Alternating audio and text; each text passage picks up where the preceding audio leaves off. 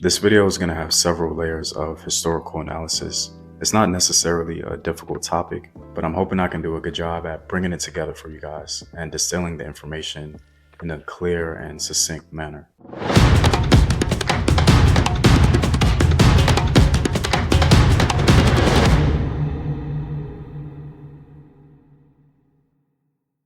What up, African world? It's Somsim here, and welcome back to another video of African history, culture, and worldview. Today, I wanted to discuss how an African king utilized what I'm calling linear purpose to usher in arguably the first Renaissance in human history. If you like these videos and want to help in its continued production, consider supporting the home team on patreon.com. The link is in the description box below. So here's how I plan to structure the video. First, we're going to discuss the thoughts of an African philosopher, and then we're going to discuss the African king in question.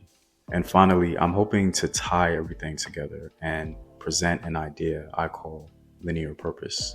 A Kenyan philosopher by the name of D.A. Masalo cautioned us against using African language exclusively as a way to extract some greater philosophical meaning. When we exclusively use word formation, as he says, to manufacture some greater philosophical point, we're actually inventing an Africa and extracting meaning outside of the context of the African language itself. Masolo even suggests that the ideas presented may even be foreign to the native speaker.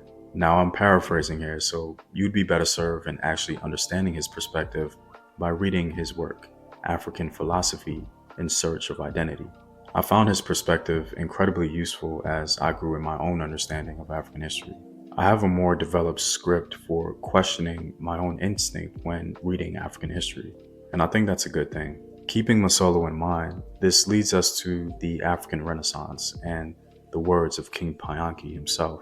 King Payanki was the ruler of Kush in the 8th century BC. He conquered Egypt and ushered in what some may consider a cultural golden age in the Nile Valley. He told his men to bathe themselves in a river to purify them because the task ahead was divine. King Payanki successfully went on to rule Egypt. His successors built many temples, and they revitalized Nile Valley culture through preservation and transformation. It was the first time, as I'm concerned, that a group of people established a military campaign not to destroy, but to restore. When we truly take time to look at this story, you can't help but feel that every man in this dynasty was on the same exact mission. It was a holy war and a renaissance, a campaign purposed to conquer, yet ill-concerned with punishment. A focused mission to introduce a Kushite conceptualization of Amun's plan for humanity.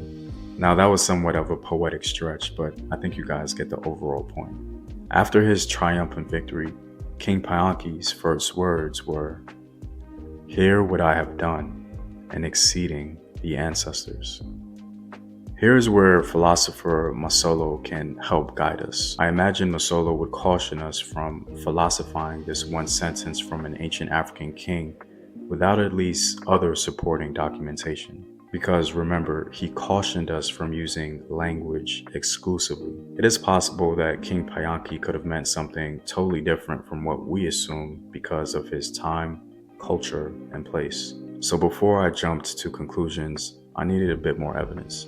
Given the evincing documentation, it seems clear to me that King Payanki was making a reference to what I call linear purpose, simply meaning adopting the same mission as the people who came before you. Who is this person? Well, a previous Kushite ruler by the name of Alara. He's sometimes considered the actual founder of the 25th dynasty, as some sources suggest that he may had some ambition to extend his rule into Egypt. Interestingly, it isn't until Payanki's son, Taharqa, that we see strong evidence of the linear purpose model. Taharqa explicitly states why the Kushite expansion is happening. Taharqa's inscriptions at Kawa introduce a historical explanation of the origins of the Kingdom of Kush, recounting the covenant concluded between Amun and Taharqa's grandfather, Alara.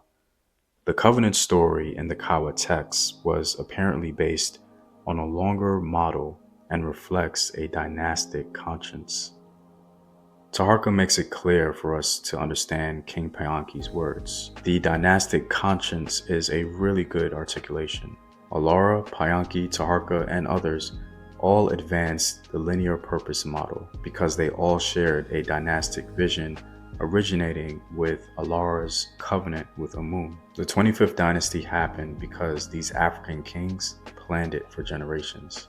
They all took the covenant with Amun seriously. That's the power of linear purpose. So this supporting documentation helps us to really understand what King Payanki was referring to. I think making good use of Masolo's sagacious approach to African history, exceeding the ancestors, meaning I have taken Alara's covenant and advanced it further. So why is this relevant to us in the diaspora? Well, I think the power of linear purpose has been demonstrated to be a very powerful cooperation mechanism. Being on the same mission greatly advanced an entire male lineage. I think it's something that Afro-descendant people, males in particular, can use on a micro and macro level. But I'm curious what you guys think. Is linear purpose something that can be useful in our time? Have we truly exceeded our ancestors and the covenants they may have made with themselves or perhaps even a divine agent? Well, I'm all out, guys. If you like these videos and want to help in its continued development, consider supporting the home team on patreon.com. The link is in the description box below. Know thyself. Remember your ancestors. Peace.